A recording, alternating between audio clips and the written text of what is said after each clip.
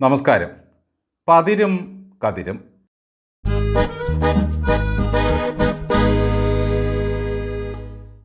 കഴുത്തുളുക്കും കള്ളക്കഥയുമായി വന്ന കത്രീന തെരഞ്ഞെടുപ്പ് കഴിഞ്ഞപ്പോൾ പോലീസിനോട് സത്യം പറഞ്ഞു. അത് ഗോറില്ല ആക്രമണമല്ല, ചാവേർ ഭീഷണിയല്ല, വെറും ഉന്തും തള്ളും.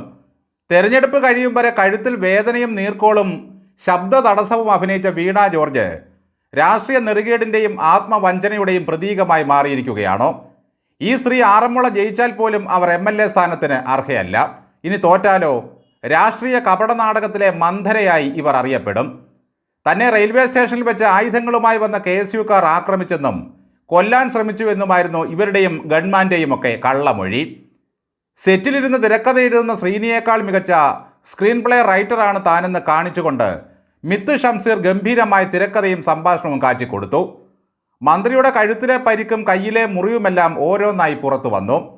വിവരമറിഞ്ഞ ഗോവിന്ദൻ കരഞ്ഞ് നിലവിളിച്ചു. മന്ത്രിയുടെ കൈ പിടിച്ച് തിരിച്ചു, കഴുത്തു പിടിച്ചൊടിച്ചു എന്നൊക്കെയായിരുന്നു ഗോവിന്ദ വിലാപം. അത് കമ്മികൾ ഏറ്റെടുത്തു. ദീനദയാലുവായ മുഖ്യമന്ത്രി പരിവാര സമേതം വീണയെ കാണാൻ ആശുപത്രിയിലേക്ക് ചെന്നു. ആ കിടപ്പ് കണ്ട മുഖ്യൻ്റെ ഹൃദയം നുറുങ്ങിപ്പോയി. വീണയുടെ കഴുത്ത് ബാൻഡിട്ട നിലയിൽ തലയിണയിൽ വിശ്രമിച്ചു. വെട്ടിയിട്ട വാഴത്തട പോലെയുള്ള ഭാര്യയുടെ കിടപ്പ് കണ്ട് ഭർത്താവ് കണ്ണൂരിന് പുറപ്പെട്ടു. മന്ത്രിയുടെ അടുത്ത് തന്നെ ഉണ്ടായിരുന്നു ചാവേറെന്നും ആ വെള്ള ഷർട്ടുകാരനാണ് കൊലപാതകത്തിന് ശ്രമിച്ചതെന്നുമായിരുന്നു MV ജയരാജൻ്റെ പറച്ചിൽ. മന്ത്രിയെ ഫിസിക്കലായി അസാൾട്ട് ചെയ്തു എന്നും കൊല്ലാൻ കഴിയാതെ പോയത് ഭാഗ്യമായി എന്നുമായി ജയരാജൻ. ഇതുപോലെയാണ് ജയരാജൻ പിറ്റേന്ന് വീണ ജോർജിൻ്റെ നടപ്പും ഭാവവുമൊക്കെ വാർത്താ സമ്മേളനത്തിനിടയിൽ മാധ്യമപ്രവർത്തകരെ കാണിച്ചു കൊടുത്തത്. ഡെമോ കാണിച്ച് മൂട് തിരിഞ്ഞു നിന്നു. അവിടെയും കുറേ പരിഹാസങ്ങൾ ഏറ്റുവാങ്ങി. എങ്ങോട്ടാണ് നമ്മുടെ കേരളം പോകുന്നതെന്നും കലാപഭൂമിയാക്കാനുള്ള ശ്രമമാണെന്നുമായി നാടുവാഴിത്തമ്പുരാൻ പിണറായി. അതോടെ തെരുവിൽ യുദ്ധം പൊട്ടിപ്പുറപ്പെട്ടു. കോൺഗ്രസ്സുകാരുടെ ഓഫീസുകൾ തകർക്കപ്പെട്ടു. പ്രതിയായ KSUക്കാരൻ്റെ വീടിന് നേരെ അധ്യാപകനായ ഒരു കമ്മി ബോംബെറിഞ്ഞു. വകതിരിവില്ലാത്ത ചിന്തയുടെ നേതൃത്വത്തിൽ നെറുകേടുപാട്ടുമായി DYFIക്കാർ നിരത്തിലിറങ്ങി. വേദനയിൽ പുളയുന്ന വീണ ജോർജിനെ കണ്ട് ആരോഗ്യ കേരളം വിതുമ്പിയ നാളുകൾ. പ്രതികൾക്ക് ജാമ്യം കിട്ടാതിരിക്കാൻ കഴുത്തുകോളറും അണിഞ്ഞ് വീണ എവിടെയും നടക്കൂ എന്നായി. വീണയുടെ മൊഴിയെടുക്കാതെയാണ് പോലീസ് FIR തയ്യാറാക്കിയത്. തെരഞ്ഞെടുപ്പിന് മുമ്പ് മൊഴിയെടുത്ത് സത്യം പുറത്തു വന്നാൽ പാർട്ടിക്ക് ക്ഷീണമാകുമെന്നും കഥ പൊളിയുമെന്നും അവർക്കറിയാമായിരുന്നു. വോട്ട് പെട്ടിയിലായതോടെ പോയി മൊഴി കൊടുത്തു. അന്ന് നടന്നത് വെറും ഉന്തും തള്ളുമായിരുന്നത്രേ. ആയുധമില്ല, ചാവേറാക്രമണമില്ല, ഗറില്ലയില്ല, വെറും കരിയും കോണകം മാത്രം. നോക്കൂ, കലാപാഹ്വാനത്തിന് സ്ത്രീക്കെതിരെ കേസെടുക്കേണ്ടതല്ലേ? ഇപ്പോൾ ആരാണ് ഈ നാട്ടിൽ കൊള്ളിവയ്പും ആക്രമണവും നടത്തുന്നതെന്ന് ജനങ്ങൾക്ക് മനസ്സിലായില്ലേ? ഒരു കാരണവുമില്ലാതെ 4-5 ചെറുപ്പക്കാരെ 10-25 ദിവസം ജയിലിൽ കിടത്തിയതിൻ്റെ ഉത്തരവാദിത്വം അപ്പോൾ ആർക്കാണ്? കള്ളമൊഴി കൊടുപ്പിച്ച ഷംസീർ, കള്ളത്തരങ്ങൾ മാത്രം പറഞ്ഞ ഗോവിന്ദൻ, വിട്ടിവേഷം കെട്ടിയ ജയരാജൻ, എല്ലാം അറിഞ്ഞിട്ടും കള്ളത്തരം പ്രസംഗിച്ച പിണറായി വിജയൻ. ഈ നാട് കുളം തോണ്ടാൻ കാരണം തിരക്കി നടക്കുന്നവരാണ് ഇവരെല്ലാം.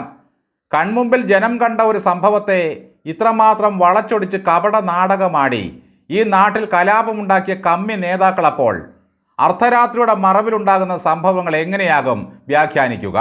രാഷ്ട്രീയ കാപട്യത്തിൻ്റെയും അധാർമികതയുടെയും നുണയുടെയും അധികാര ഗർഭിൻ്റെയും സാരി ഉടുത്ത രൂപമാണ് വീണ ജോർജ്.